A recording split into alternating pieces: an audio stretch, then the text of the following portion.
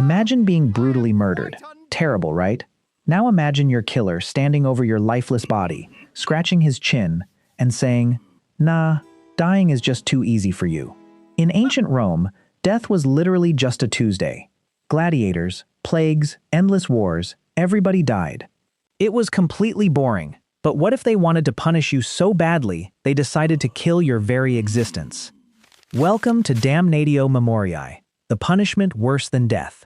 Stick around, because you're about to see how the most powerful empire on Earth tried to cancel people physically.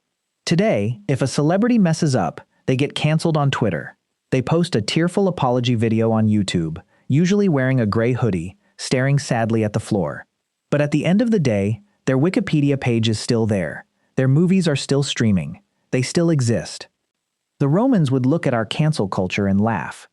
Cancel culture, you sweet summer child.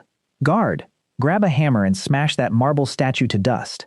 But, my emperor, that's the statue of our greatest general. General who? I don't know anyone by that name. Now go melt down every single coin with his ugly face on it. You see, the Roman Senate actually legalized erasing human beings.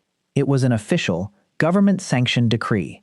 If you were deemed a traitor or a terrible tyrant after you died, they didn't just write bad things about you in the history books. They physically scrubbed you from the timeline.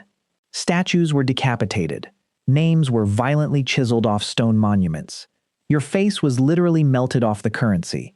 They even made it completely illegal for your own family to speak your name. Ever. The goal wasn't to remember you as a villain. The goal was to make sure you never existed in the first place. Meet Caracalla and Geta, two Roman princes who shared everything: absolute power, unlimited wealth, and an intense, burning hatred for each other. They despised one another so much they literally divided the imperial palace right down the middle just so they wouldn't have to breathe the same air. But in the year 211 AD, Caracalla decided it was time for a permanent family intervention. And by intervention, I mean he cornered his little brother and stabbed him to death, right in their own mother's arms. Oh, Mom, stop crying. Seriously, wipe those tears right now. Anyone who sheds a single tear for him gets the sword next. Talk about severe sibling rivalry. But killing his brother was just step one. Dead wasn't enough for Caracalla. He wanted Geta erased. He unleashed the most brutal, sweeping Damnatio Memoriae in human history. Every statue of Geta was violently smashed. Every stone inscription was scrubbed blind. There is a famous wooden panel from that era called the Severin Tondo. It's a lovely little family portrait of the royals. You have the emperor, the empress, little Caracalla, and right next to him, a grotesque, violently scraped-off black hole where Geta's face used to be. Caracalla literally photoshopped his brother out of existence with a chisel. But if you think ruining a family painting is petty, hold on to your togas. The erasure wasn't just for marble and wood. It was for anyone who possessed a memory. Caracalla ordered the slaughter of an estimated 20,000 people. 20,000. We are talking about palace guards, childhood friends, servants, and complete bystanders. Their crime? They accidentally mentioned Geta's name in conversation. Or maybe they just looked a little too sad that day. According to the historian Cassius, even uttering a word that sounded vaguely like Geta could get you instantly executed. The emperor's message was loud and clear. Geta never existed, and if you remember him, neither will you. The Romans might have given this punishment its fancy Latin name, but let's be honest, they were just copycats. To find the true pioneers of aggressively canceling someone, we need to fire up the time machine and rewind about 1,000 years. Welcome to sunny ancient Egypt. Meet Thutmose III. He was a massive deal, a brilliant warrior king. But he had a slightly bruised ego thanks to his stepmother, Hatshepsut. She didn't just sit on the sidelines. She declared herself a full-blown pharaoh and ruled the empire with absolute power for over 2 decades. And Thutmose? Well, he took that very personally. A woman?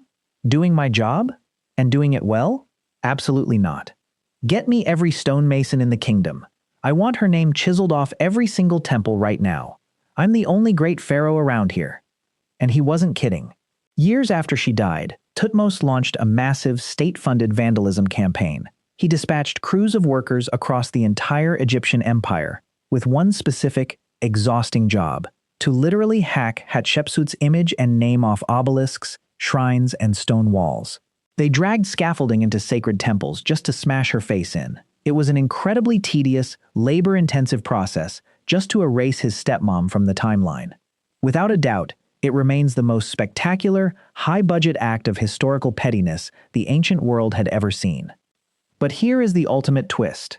After all the spilled blood, the wasted fortunes, and the exhausted stonemasons hacking away at solid marble for years, the Roman Senate and the mighty pharaohs failed, miserably. You see, the human brain is a very weird piece of hardware. If you walk past a perfect, pristine statue of some ancient politician, you barely even glance at it. You just keep walking. But if you walk past a statue where the face has been violently smashed off with a hammer, or a grand stone monument where an entire paragraph has been aggressively gouged out, you stop. You stare. And your brain immediately demands to know, who the hell used to be there? And what exactly did they do to make someone hate them that much? That famous Roman family portrait, the Severin-Tondo, it isn't sitting in a museum today because the brushwork is particularly impressive. It is famous specifically because of that ugly, scraped-off black hole where a boy's face used to be. That violent erasure didn't delete Geta from history. It highlighted him. The empty space literally became a permanent monument to his absence. By trying so desperately to push their rivals into the absolute void, tyrants like Caracalla and Thutmoses accidentally guaranteed that we would never, ever stop talking about them. The universe really does have a beautifully cruel sense of humor. So, if you truly want someone to be forgotten forever, don't smash their statues. Just let them be boring.